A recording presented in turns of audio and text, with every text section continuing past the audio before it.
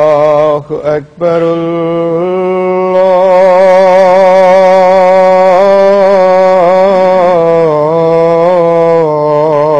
الله أكبر الله أكبر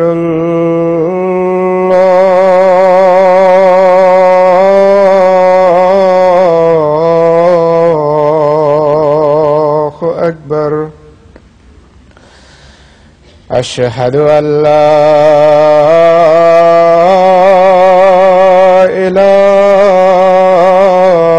إله إلا الله أشهد أن لا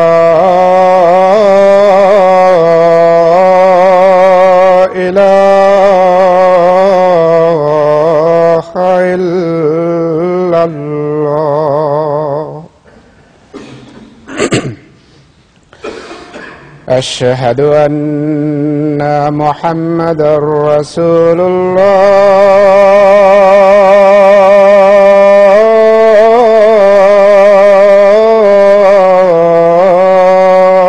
الله أشهد أن محمدا رسول الله حي على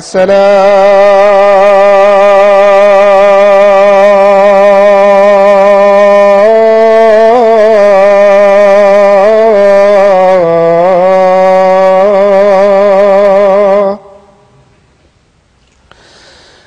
حي على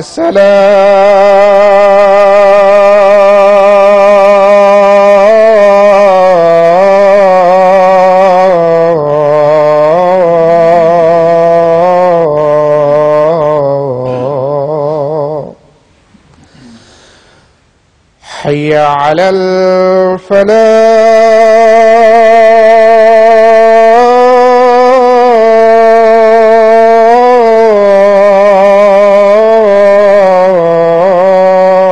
الفلاح حي على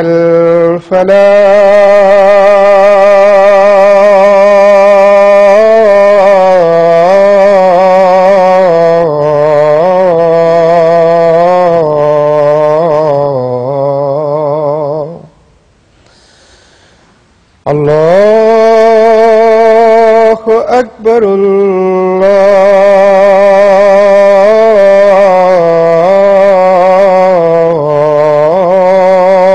الله أكبر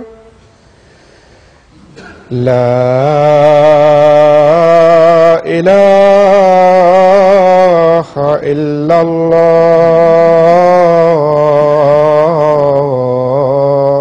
الله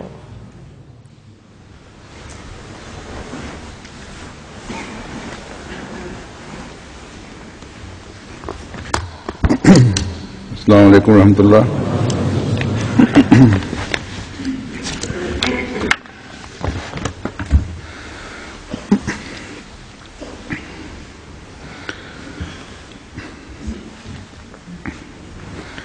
أشهد أن لا إله إلا الله وحده لا شريك له وأشهد أن محمدا عبده ورسوله أما بعد فأعوذ بالله من الشيطان الرجيم بسم الله الرحمن الرحيم الحمد لله رب العالمين الرحمن الرحيم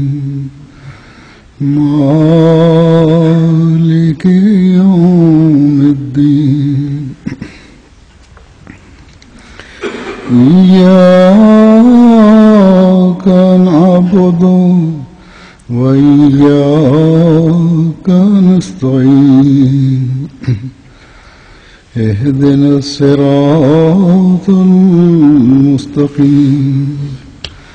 صراط الذين أنعمت عليهم غير المغضوب عليهم ولا الضالين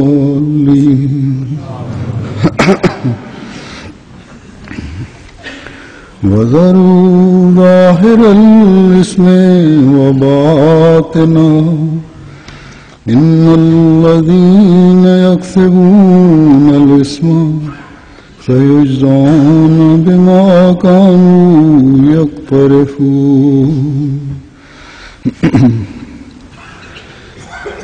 اور تم گناہ کے ظاہر اور اس کے باطن دونوں کو ترک کر دو.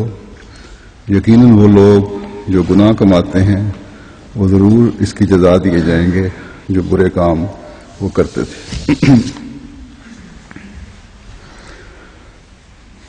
اس آیت میں اسم کا لفظ 2 مرتبہ استعمال ہوا ہے. اسم کے لغوی معنی ہیں گناہ یا جرم یا کسی بھی قسم کی غلطی یا حدود کو توڑنا یا ایسا عمل جو نافرمانی کرواتے ہوئے سزا کا مستحق بنائے یا ایسا عمل یا سوچ جو کسی کو نیکیاں بجا لانے سے روکے رکھے یا کوئی بھی غیر قانونی حرکت. ذم بھی ایک لفظ ہے، اس کا معنی بھی گناہ ہے، لیکن اہل لغت کے نزدیک ذم اور اسم میں یہ فرق ہے کہ ذم بعض یہ کہتے ہیں کہ ذم ارادتاً اور غیر ارادی طور پر بھی دونوں طرح ہو سکتا ہے، لیکن اسم جو ہے وہ عموماً ارادتاً ہوتا ہے. بہرحال اس آیت میں اللہ تعالیٰ نے اس کے اسم کے حوالے سے 2 باتوں کی طرف توجہ دلائی ہے. ایک حکم یہ ہے کہ تم گناہ کی ظاہری صورت سے بھی بچو اور اس کے باطن سے بھی بچو. ہر کام کرنے سے پہلے غور کرو. بعض چیزیں اور بعض عمل ایسے ہوتے ہیں جو واضح طور پر نظر آ رہے ہوتے ہیں کہ غلط ہیں اور یہ شیطانی کام ہے، لیکن دوسری قسم کے وہ عمل یہ باتیں بھی ہیں جو بظاہر تو اچھے نظر آ رہے ہوتے ہیں لیکن حقیقت میں وہ بد نتائج پر منتج ہوتے ہیں. ان کی اصل حقیقت چھپی ہوتی ہے. شیطان کہتا ہے کہ یہ کام کر لو، کوئی ایسا بڑا گناہ نہیں، لیکن کرنے کے بعد پتہ چلتا ہے کہ اس کام سے یہ ایسا گند ہے جس میں پھنس گیا ہوں، اس سے نکلنا مشکل ہے. اور پھر ایسا چکر چلتا ہے کہ ایک کے بعد دوسرا گناہ سرزد ہوتا چلا جاتا ہے. خدا تعالیٰ فرماتا ہے کہ تقویٰ پر چلنے والے کا کام ہے کہ ظاہر برائیاں جو ہیں ان پر بھی نظر رکھے اور باطن اور حقیقی برائیاں جو ہیں جن کے بد نتائج نکل سکتے ہیں ان پر بھی نظر رکھے. ہر کام کرنے سے پہلے خدا تعالیٰ سے مدد چاہیے کہ اللہ تعالیٰ اس کے شر سے بچائے، جو بھی اس کام میں شر ہے اس سے بچائے. صرف ظاہری حسن دیکھ کر اللہ تعالیٰ فرماتا ہے کہ کسی کام پر کرنے پر تیار نہ ہو جاؤ، اس پر آمادہ نہ ہو جاؤ. کسی چیز کو دیکھ کر، اس کے حسن کو دیکھ کر اس میں مرنے نہ لگو، بلکہ جہاں شبہات کا امکان ہے وہاں اچھی طرح چھان پٹک کر لو اور ہر کام کرنے سے پہلے اللہ تعالیٰ سے رہنمائی اور مدد چاہو. اس سے کام میں ایک تو برکت پڑتی ہے اور برائیوں میں ڈوبنے سے یا برائیوں کے بد اثرات سے انسان بچتا ہے.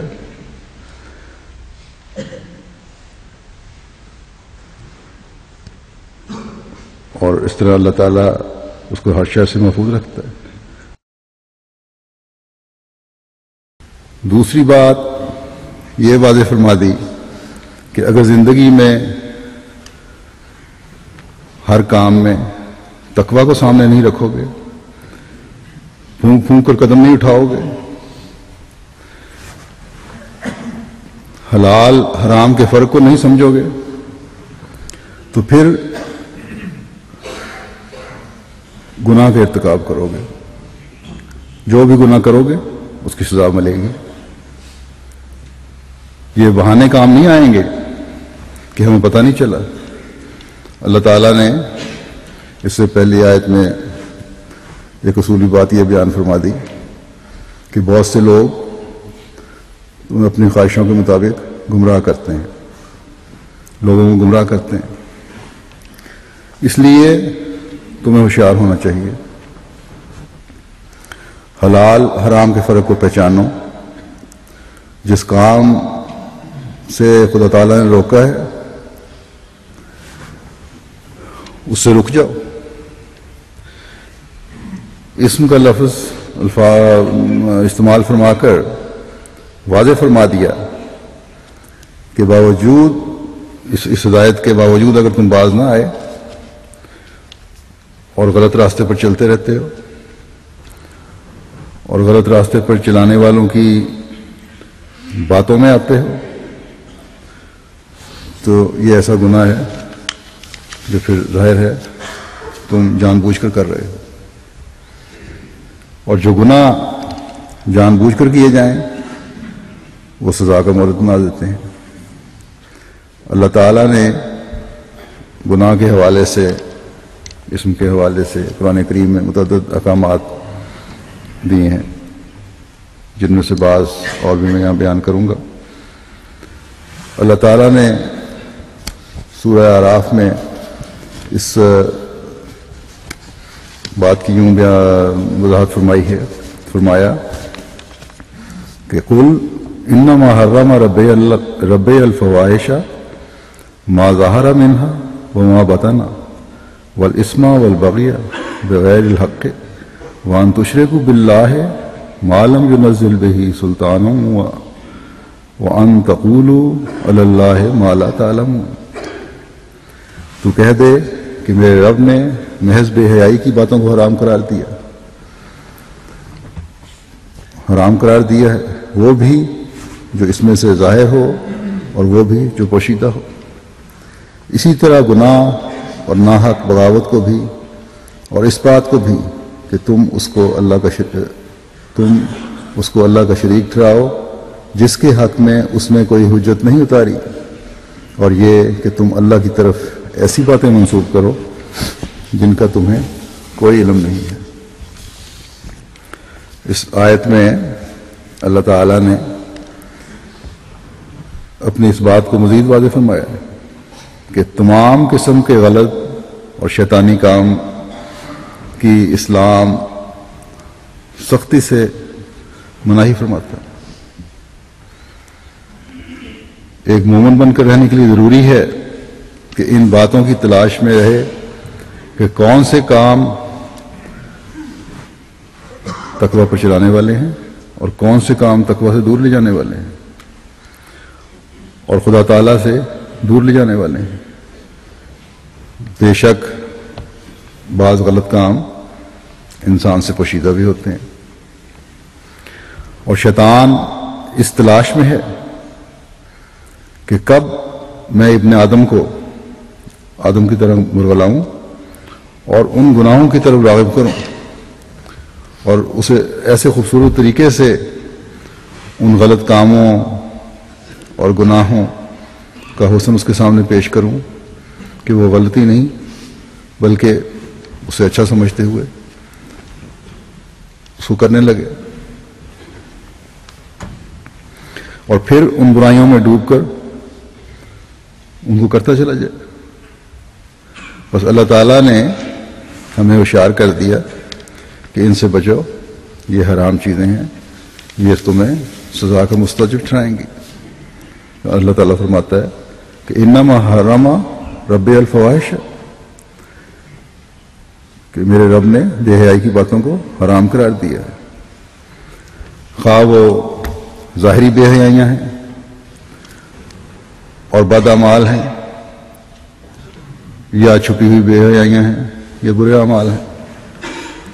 اللہ تعالیٰ نے یہ کہہ کر کہ بے حیائی کی باتیں حرام ہیں بات ختم نہیں کر دی، بلکہ جہاں بے حیائی کی باتوں کی نشاندہی فرمائی ہے کہ کون کون سی باتیں بے حیائی کی باتیں ہیں، وہاں اس کا علاج بھی بتایا ہے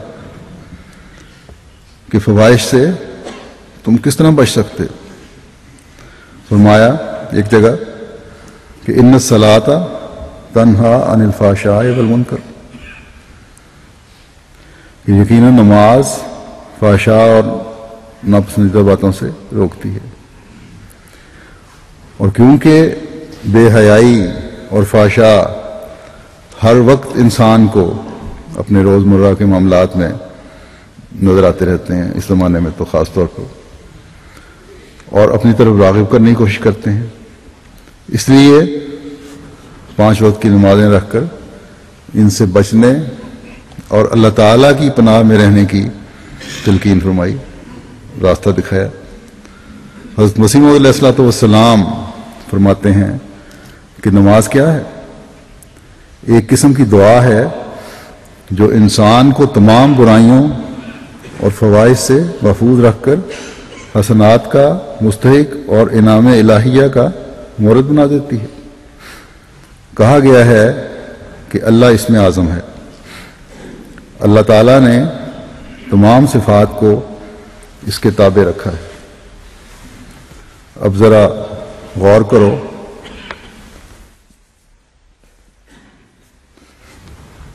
فرمایا اب ذرا غور کرو، نماز کی ابتدا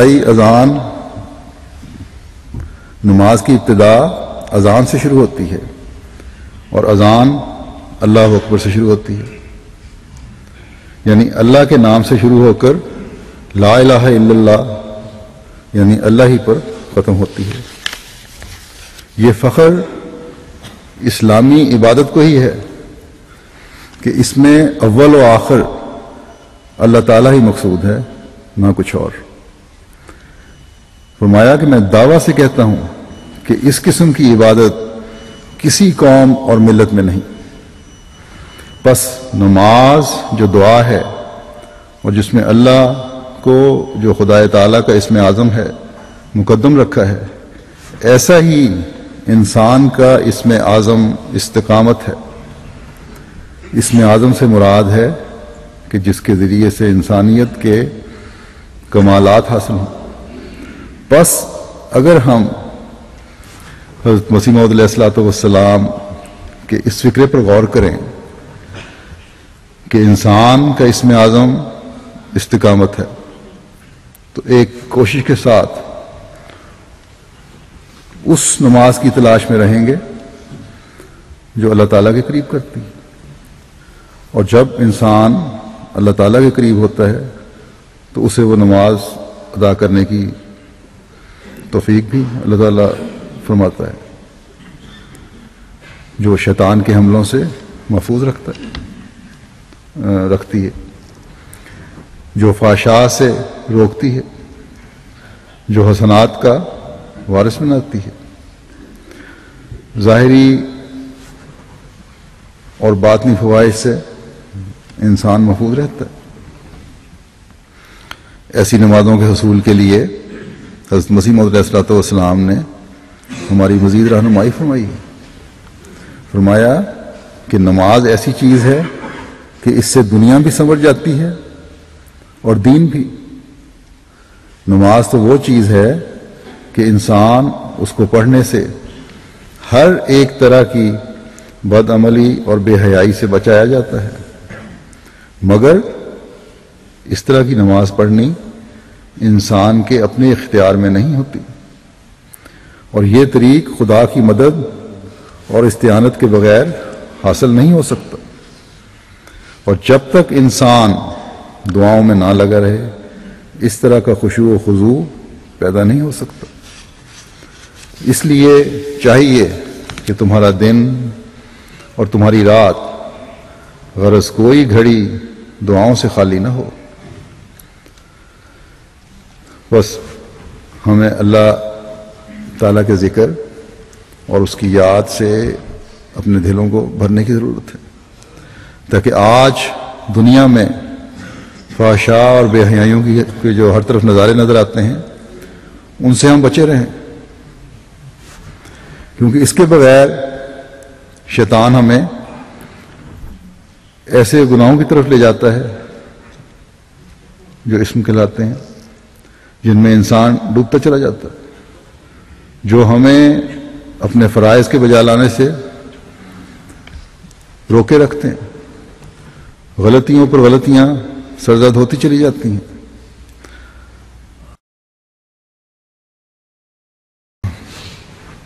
اللہ تعالیٰ کے حکموں کی نافرمانی کرتے چلے جاتے ہیں، اس لیے فرمایا کہ بغاوت سے بھی بچو، یہ بھی حرام ہے۔ اگر احساس پیدا نہ ہو، یہ اگر احساس پیدا نہ کیا تو تمام حدود و قیود جو ہیں ان کو تم توڑ دو گے۔ تمہیں احساس نہیں رہے گا کہ کون سے عمل آسن ہیں اور صالح ہیں اور کون سے غیر صالح۔ بعض نمازیں پڑھنے والے بھی ہیں اللہ تعالیٰ کی حدود کو توڑ رہے ہوتے ہیں۔ اس لیے حضرت مسیح موعود علیہ الصلوۃ والسلام نے فرمایا کہ نمازوں کا صحیح مقام حاصل کرنے کے لیے بھی خدا تعالیٰ کی مدد اور استعانت کی ضرورت ہے، اور اس کے لیے ہر وقت خدا تعالیٰ کا خوف رکھنے کی ضرورت ہے، ہر قسم کے شرک سے اپنے آپ کو پاک رکھنے کی ضرورت ہے۔ بس جب یہ صورتحال پیدا ہوگی تبھی ایک مومن حقیقی مومن کہلائے گا اور بے حیائی کی باتوں سے اپنے آپ کو محفوظ رکھ سکے گا۔ پھر سورہ بقرہ میں اللہ تعالیٰ اس کے حوالے سے بعض اور برائیوں کا بھی ذکر فرماتا ہے۔ فرمایا کہ یسألونک عن الخمر والمیسر قل فیہما اسم کبیر ومنافع للناس واسمہما اکبر من نفعہما، کہ وہ تجھ سے شراب اور جوئے کے متعلق سوال کرتے ہیں، تو کہہ دے کہ ان دونوں میں بڑا گناہ ہے، بڑا گناہ بھی ہے اور لوگوں کے لیے فوائد بھی ہیں، اور دونوں کا گناہ کا پہلو جو ہے ان کے فائدے سے بڑھ کر ہے۔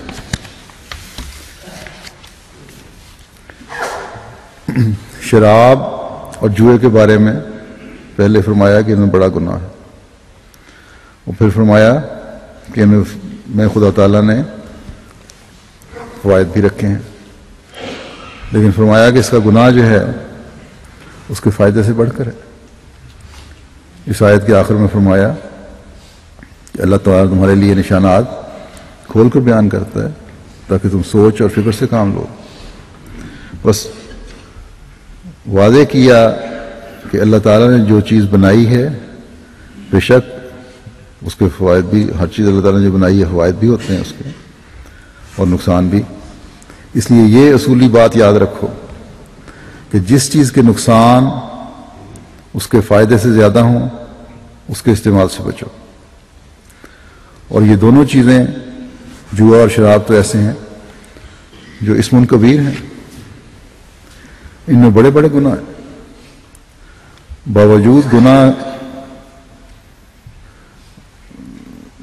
باوجود فائدے کے یہ گناہ میں بڑھانے والے ہیں۔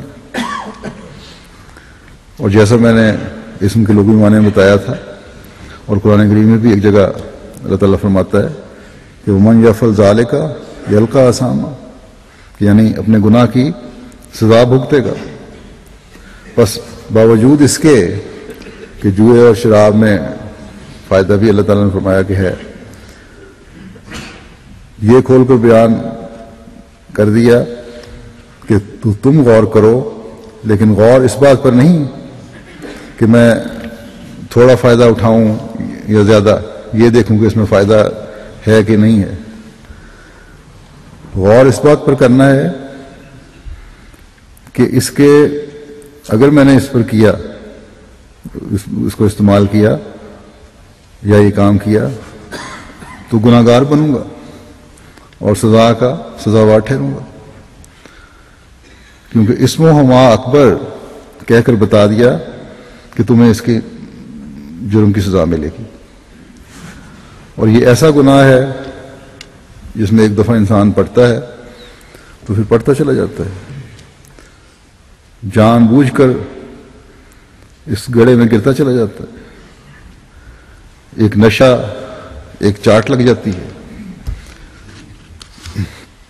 اس کے ان دونوں کاموں میں کرنے کی، اور یوں بغاوت کا رویہ اختیار کرتے ہوئے سزا کا مستحق بن جاتا ہے.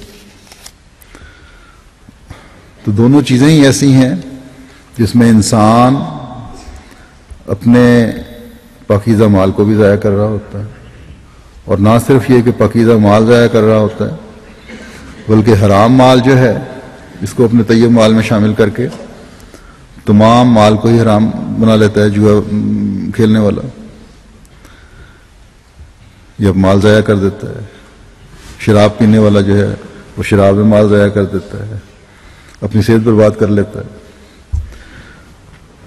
قرآن کریم میں دوسری جگہ واضح طور پر مناہی کر کے بتایا کہ شراب، جوئے اور بت اور قرآن اندازی کے تیر جو ہیں یہ سب شیطانی کام جو نیکیوں سے روکتے ہیں، اعلیٰ اخلاق سے روکتے ہیں، عبادات سے روکتے ہیں. سورہ مائدہ میں اللہ تعالیٰ فرماتا ہے کہ یا ایھا الذین آمنوا انما الخمر والمیسر والانصاب والازلام رجس من عمل الشیطان فاجتنبوہ لعلکم تفلحون. انما یرید الشیطان ان یوقع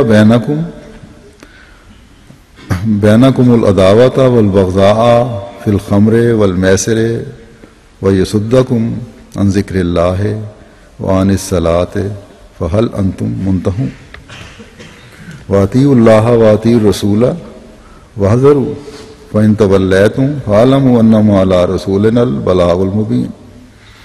کہ اے وہ لوگوں جو ایمان لائے ہو، یقیناً مدہوش کرنے والی چیز اور جوا اور بت پرستی اور تیروں سے قسمت آزمائی یہ سب ناپاک شیطانی عمل ہیں، پس ان سے پوری طرح بچو تاکہ تم کامیاب ہو جاؤ. یقیناً شیطان چاہتا ہے کہ نشے اور جوئے کے دوران تمہارے درمیان بغض اور عناد پیدا کر دے اور تمہیں ذکر الہی اور نماز سے باز رکھے. تو کیا تم باز آ جانے والے ہو؟ اور اللہ تعالیٰ کی اطاعت کرو اور رسول کی اطاعت کرو اور برائیوں سے بچتے رہو. اور اگر تم پیٹ پھیر جاؤ تو جان لو کہ ہمارے رسول پر صرف پیغام پہنچانا ہے. آج کل شراب جوا تو عام ہے ان ملکوں میں، بلکہ اب تو ہر جگہ ہے. جہاں پابندیاں ہیں وہاں بھی چپ بعض ایسی جگہیں ہیں جہاں مل جاتے ہیں، لوگ جاتے ہیں پیتے ہیں. ہر جگہ نہ صرف یہ کہ عام ہے بلکہ ان ملکوں میں تو کسی نہ کسی طریق سے ذریعوں سے ان ملکوں میں اس کی تحریض بھی کروائی جاتی. ہر سروس اسٹیشن پر یا ہر بڑے اسٹور پر جوئے کی مشینیں نظر آتی ہیں، کسی نہ کسی رنگ میں جوا اس میں کھیلا جاتا ہے. اور جہاں تک شرک کا سوال ہے، اگر ظاہری بت نہ بھی ہوں تو نفس کے بہانوں کے بہت سے بت انسان نے تراش لیے ہیں. باوجود ایمان لانے کے بہت ساری چیزیں ایسی ہیں جن کی پرواہ نہیں کرتا انسان. اور پھر یہ بت جو ہیں عبادات میں روک بنتے ہیں، نمازوں میں روک بنتے ہیں. نمازیں جو فحشاء کو دور کرنے والی ہیں ان کو ادائیگی میں روک بن جاتے ہیں. بعض ایسے مخفی شرک جو ہیں. پھر تیروں سے قسمت نکالنا ہے، اور آج کل اس کی ایک صورت لاٹری کا نظام بھی ہے. اس میں بھی لوگ بے پرواہ ہیں، زیادہ تر پرواہ نہیں کرتے اور لاٹری کی ٹکٹ خرید لیتے ہیں. یہ چیز بھی حرام ہے. اللہ تعالیٰ نے فرمایا کہ یہ سب شیطانی کام ہے. بس ایک حقیقی مومن کا کام ہے کہ عبادات میں استقامت دکھائے، نیک اعمال بجا لانے کی کوشش میں استقامت دکھائے، برائیوں اور بے حیائیوں سے بچنے کے لیے استقامت دکھائے. اور یہ استقامت اس وقت آئے گی جب اللہ تعالیٰ کا ذکر اور نمازوں کی طرف توجہ ہوگی. پھر نیکی اور تقوی میں بڑھنے اور گناہوں سے بچنے کے لیے اللہ تعالیٰ نے قرآن کریم میں ایک جگہ اس طرح حکم فرمایا ہے کہ فرمایا کہ تعاونوا علی البر والتقوی ولا تعاونوا علی الاثم والعدوان واتقوا اللہ ان اللہ شدید العقاب. کہ نیکی اور تقوی میں ایک دوسرے سے تعاون کرو اور گناہ اور زیادتی کے کاموں میں تعاون نہ کرو. اللہ سے ڈرو، یقیناً اللہ سزا دینے میں بہت سخت ہے. یہ اسلام کی خوبصورت تعلیم ہے کہ اس میں پہلے یہ بیان کر کے کہ دشمن کی زیادتی اور دشمنی بھی تمہیں کسی قسم کی زیادتی پر آمادہ نہ کرے، پھر فرمایا کہ نیکی اور تقوی میں تمہارا تعاون رہے ہمیشہ. اصل تقوی تو ایک مومن کے اندر ہے اور ہونا چاہیے.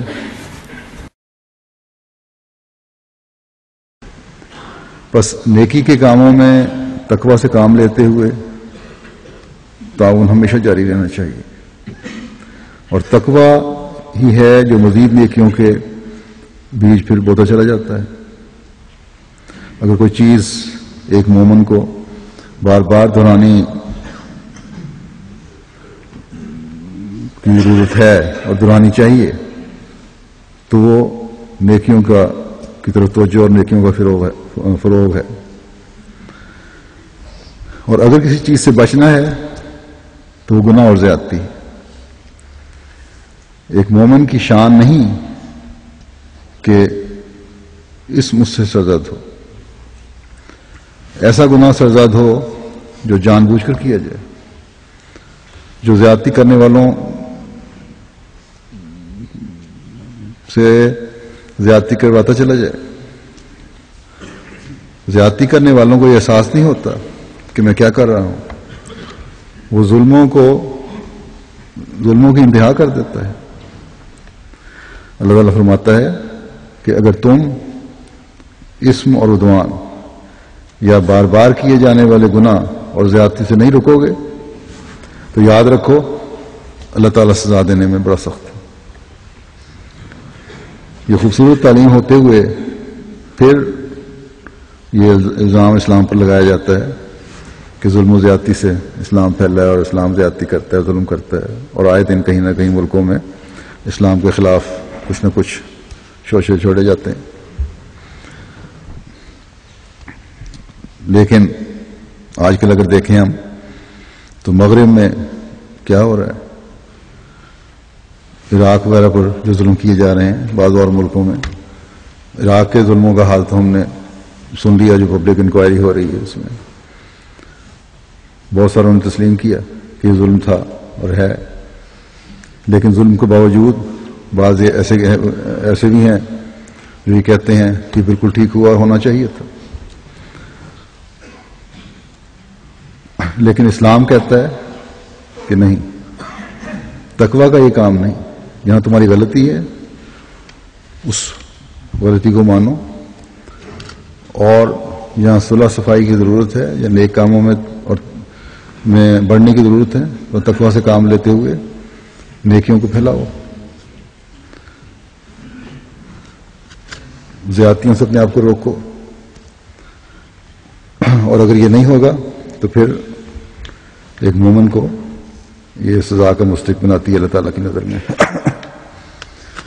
جب غیروں کو اس قدر تاکید ہے تو اپنوں سے حسن سلوک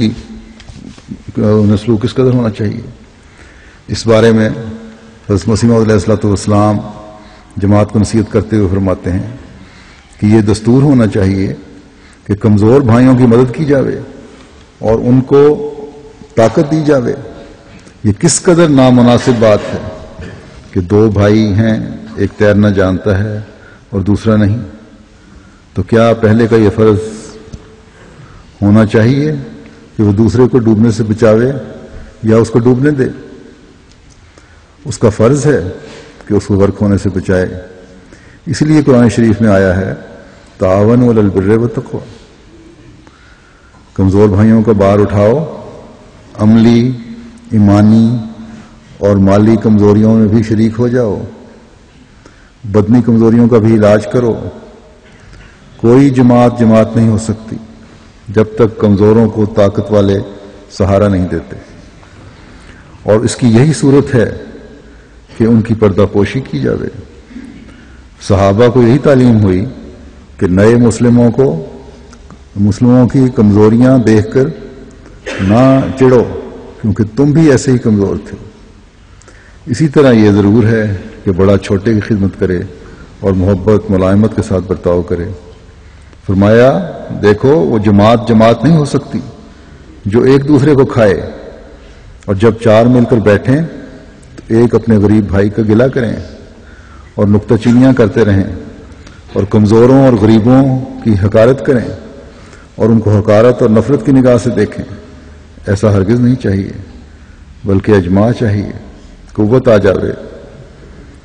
اجماع میں چاہیے قوت آ جاوے اور وحدت پیدا ہو جاوے، جس سے محبت آتی ہے اور برکات پیدا ہوتے ہیں۔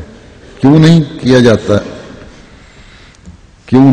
جاتا ہے کہ اخلاقی قوتوں کو وسیع کیا جاوے، اور یہ تب ہوتا ہے کہ جب ہمدردی، محبت اور عفو اور کرم کو عام کیا جاوے، اور تمام عادتوں پر رحم اور ہمدردی، پردہ پوشی کو مقدم کر لیا جاوے۔ ذرا سی بات پر ایسی سخت گرفتیں نہیں ہونی چاہیے جو دل شکنی اور رنج کا موجب ہوتی ہیں۔ جماعت تب بنتی ہے کہ بعض کی ہمدردی کرے، پردہ پوشی کی جاوے۔ جب یہ حالت پیدا ہو تب ایک وجود ہو کر ایک دوسرے کے جوارے ہو جاتے ہیں اور اپنے تئیں حقیقی بھائی سے بڑھ کر سمجھتے ہیں۔ خدا تعالیٰ نے صحابہ کو بھی یہی طریق و نعمت اخوت یاد دلائی ہے۔ اگر وہ سونے کے پہاڑ بھی خرچ کرتے تو وہ اخوت ان کو نہ ملتی جو رسول اللہ صلی اللہ علیہ وسلم کے ذریعے ان کو ملی۔ اسی طرح پر خدا تعالیٰ نے یہ سلسلہ قائم کیا ہے، اور اسی قسم کی اخوت وہ یہاں قائم کرے گا۔ بس یہ وہ اعلیٰ اخلاق ہیں جو نیکی اور تقوی میں بڑھانے والے ہیں، اور گناہ سے بچاتے ہیں اور زیادتی سے روکتے ہیں۔ عبادتوں سے جب اللہ تعالیٰ کا قرب حاصل ہوتا ہے تو ان اعلیٰ اخلاق سے یہ اعلیٰ اخلاق جو ہیں ان سے پھر حقوق العباد کی توجہ پیدا ہوتی ہے۔ پھر ایک بہت بڑی برائی کی طرف اللہ تعالیٰ نے ہمیں توجہ دلاتے ہوئے یہ حکم فرمایا کہ یا ایھا الذین آمنوا اجتنبوا کثیرا من الظن ان بعض الظن اسم ولا تجسسوا ولا یغتب بعضکم بعضا ایحب احدکم ان یاکل لحم اخیہ میتا فکرہتموہ واتقوا اللہ ان اللہ تواب الرحیم، کہ اے لوگوں جو ایمان لائے ہو وہ کثرت زن سے اجتناب کیا کرو، یقیناً بعض زن گناہ ہوتے ہیں، اور تجسس نہ کیا کرو، اور تم میں سے کوئی کسی دوسرے کی غیبت نہ کرے۔ کیا تم میں سے کوئی یہ پسند کرتا ہے کہ اپنے مردہ بھائی کا گوشت کھائے؟ بس تم اس سے سخت کراہت کرتے ہو، اور اللہ کا تقوی اختیار کرو، یقیناً اللہ بہت توبہ قبول کرنے والا اور بار بار رحم کرنے والا ہے۔ اللہ تعالیٰ مومنوں میں محبت، پیار اور بھائی چارہ پیدا کرنا چاہتا ہے، اور یہ پیدا ہوتا ہے حسن ظن سے. پس فرمایا کہ بدظنی سے بچو کیونکہ بدظنی گناہ کی طرف لے جاتی ہے، جو نہ صرف انسان کی اپنی ذات کے لیے نقصان دہ ہے بلکہ یہ ایک ایسا گناہ ہے جو معاشرے کے امن کو بھی برباد کر دیتا ہے. دلوں میں دوریاں پیدا ہوتی ہیں. بس خدا تعالیٰ نے اسے بہت بڑا گناہ قرار دیا ہے، ایک ایسا گناہ جو انسان اپنی بعض اوقات اپنی انا کی تسکین کے لیے کر رہا ہوتا ہے. پھر فرمایا کہ تجسس نہ کرو. تجسس بھی بدظنی کی وجہ سے پیدا ہوتا ہے بعض اوقات، اور جب اس تجسس کے بعد جب تجسس کر رہا ہوتا ہے کسی کے بارے میں انسان، اس کے بعد بھی جب پوری معلومات نہیں ملتی تو جو معلومات ملتی ہیں انہی کو بنیاد بنا کر پھر بدظنیاں اور بڑھ جاتی ہیں. اور بدظنی میں بعض اوقات انسان اتنا اندھا ہو جاتا ہے کہ حیرت ہوتی ہے بعض لوگوں کی حالت دیکھ کر کہ بڑے بڑے پڑھے لکھے بھی ہیں، خدمت کرنے والے بھی ہیں، اور ایسی باتیں کر جاتے ہیں جو جاہل و جہل عورتیں بھی نہیں کرتی ہوں گی.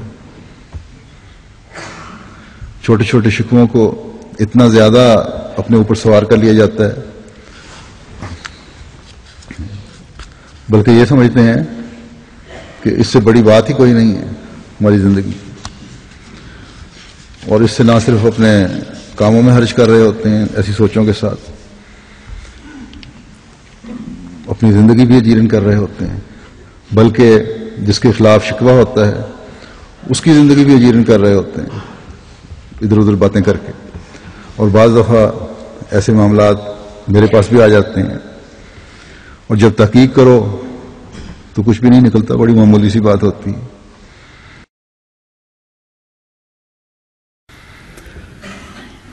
پھر بعض معاملات ایسے ہوتے ہیں کہ ان کا شکایت کرنے والے کے ساتھ براہ راست معاملہ بھی نہیں ہوتا، ادھر سے بات سنی ادھر سے بات سنی، تجسس والی طبیعت ہے، شوق پیدا ہوا کہ مزید معلومات لو، اور ادپچدی جو معلومات ملتی ہیں وہ فوراً ان کو اس کے اوپر پھر اپنے پاس سے حاشیہ آرائی کر کے اچھالا جاتا ہے.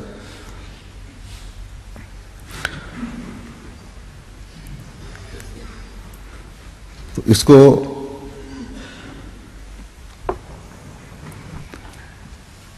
جب کسی کے بارے میں باتیں کی جاتی ہیں اور اچھالا جاتا ہے تو اس شخص کے بیچارے کی زندگی اجیرن ہوئی ہوتی ہے، کیونکہ اس ماحول میں اس کو دیکھنے والا ہر شخص ایسی نظر سے دیکھ رہا ہوتا ہے جیسے وہ بہت بڑا گناہ گار انسان ہے.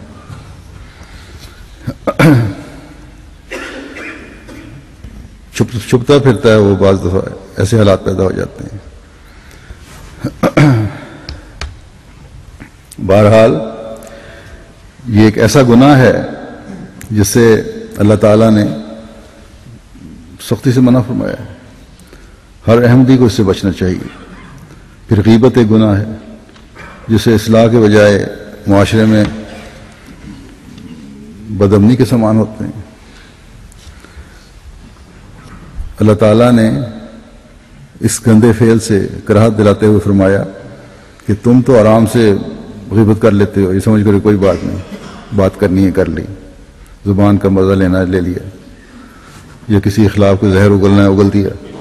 لیکن یاد رکھو یہ ایسا مکروہ فعل ہے اور ایسی مکروہ چیز ہے جیسے تم نے اپنے مردہ بھائی کا گوشت کھا لیا. اور کون ہے جو اپنے مردہ بھائی کے گوشت کھانے سے کراہت نہ کرے؟ غیبت یہی ہے کہ کسی کی برائی اس کے پیچھے بیان کی جائے. بس اگر اصلاح چاہتے ہو اس شخص کی جس کے بارے میں تمہیں کوئی شکایت ہے تو علیحدگی میں اسے سمجھاؤ تاکہ وہ اپنی اصلاح کر لے. اور پھر بھی نہ اگر سمجھے تو پھر اصلاح کے لیے متعلقہ عہدیدار ہیں، نظام جماعت ہے، امیر جماعت تک ہے، اور اگر کسی وجہ سے کوئی مسئلے تاڑے آ رہی ہے، یہ تسلی نہیں ہے، تو مجھ تک پیغام پہنچایا جا سکتا ہے۔ بعض لوگ شکایت کرتے بھی ہیں مجھے، لیکن صاف لگ رہا ہوتا ہے ان شکایتوں سے کہ اصلاح کے بجائے اپنے دل کا غبار نکال رہے ہیں، اور پھر یہ کہ شکایت کرنے والا اکثر یہی ہوتا ہے کہ اپنے نام نہیں لکھتے، صرف ایک احمدی یا ایک ہمدرد لکھ دیتے ہیں نیچے، یا پھر ایسا نام اور پتہ لکھتے ہیں جس کا وجود ہی نہیں ہوتا، بالکل غلط ہوتا ہے۔ تو ایسے لوگ سوائے میرے دل میں کسی کے خلاف گرہ پیدا کرنے کی کوشش کی اور کچھ نہیں کر رہے ہوتے، اور اس میں بھی وہ کامیاب نہیں ہوتے، کیونکہ نام چھپانے سے ایک تو صاف پتہ چل رہا ہوتا ہے کہ کوئی ہمدرد نہیں ہے، بلکہ صرف کسی دوسرے کو بدنام کرنا چاہتا ہے۔ عموماً تو ایسے خطوں پر کوئی کارروائی نہیں ہوتی، اور میرا کام تو ویسے بھی یہ ہے کہ انصاف کے تقاضے پورے کرتے ہوئے پہلے تحقیق کرواؤں، پتہ کروں، اور جس کا نام پتہ ہی نہیں ہے اس کی تحقیق بھی نہیں ہو سکتی۔ لیکن اگر کسی کو سزا ہو بھی تو میرے دل میں اس کے خلاف نفرت نہیں کبھی پیدا ہوئی، نہ کوئی گرہ پیدا ہوئی، بلکہ دکھ ہوتا ہے کہ ایک احمدی کو کسی وجہ سے بھی سزا ہوئی۔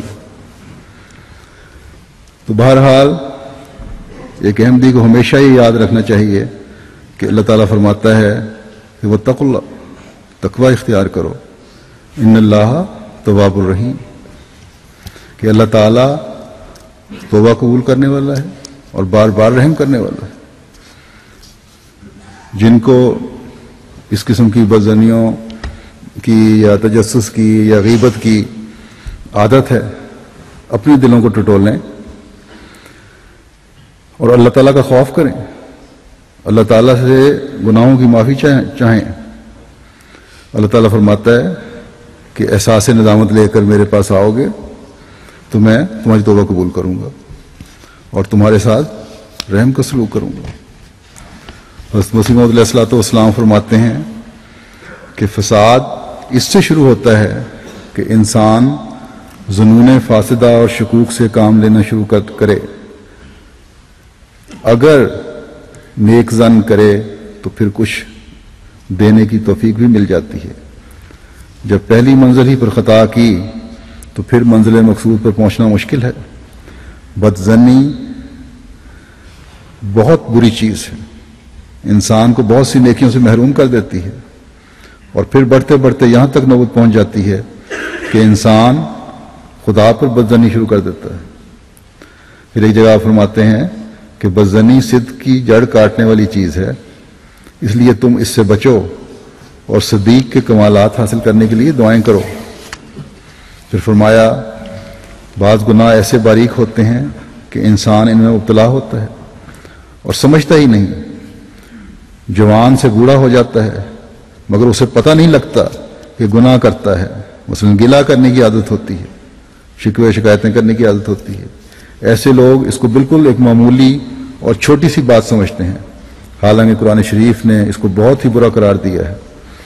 چنانچہ فرمایا ہے ایحب احدکم ان یاکل لحم اخیہ، خدا تعالیٰ اس سے ناراض ہوتا ہے کہ انسان ایسا کلمہ زبان پر لاوے جس سے اس کے بھائی کی تحقیر ہو اور ایسی کارروائی کرے جس سے اس کو حرج پہنچے۔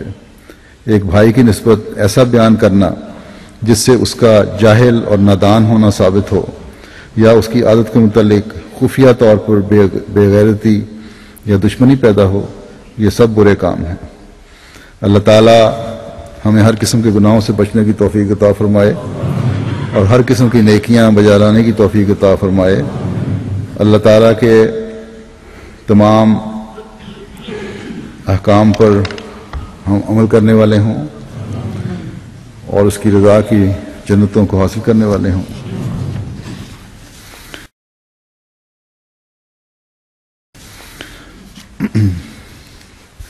آج بھی ایک افسوسناک خبر ہے.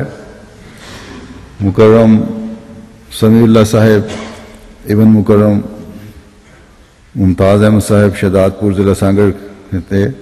ان کو 3 فروری کو شہداد پور میں شہید کر دیا گیا. انا للہ و انا الیہ راجعون. یہ اپنی ایک دکان تھی ان کی وہاں الیکٹرک موٹر وائنڈنگ وغیرہ کی.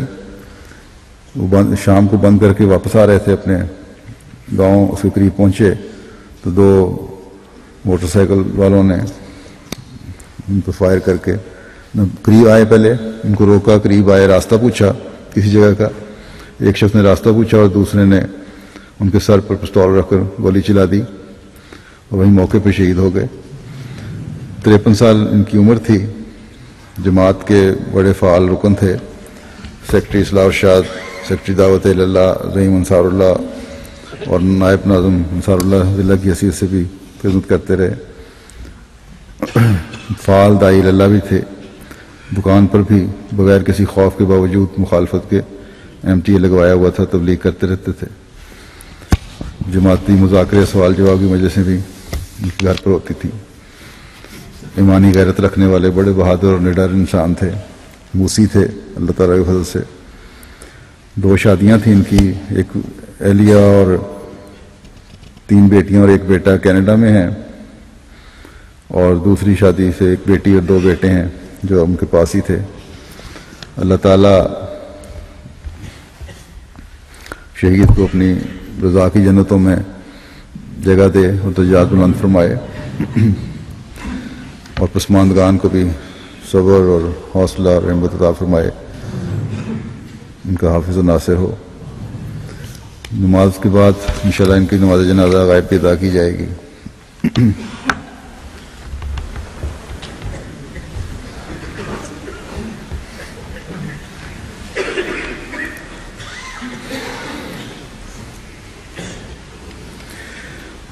الحمد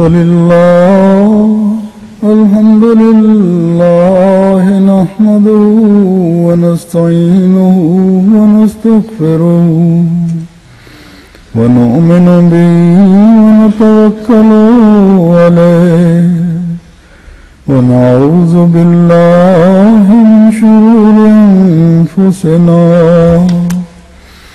ومن سيئات أعمالنا. من يهده الله فلا مضل له ومن يضلل فلا هادي له.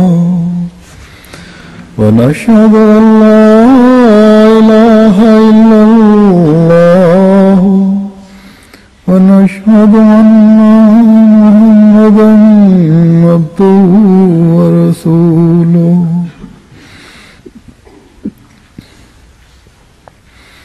عباد الله رحمكم الله إن الله يأمر بالعدل والإحسان وإيتاء ذي القربى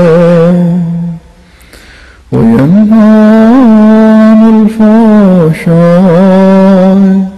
والمنكر والبغي يعظكم لعلكم تذكرون.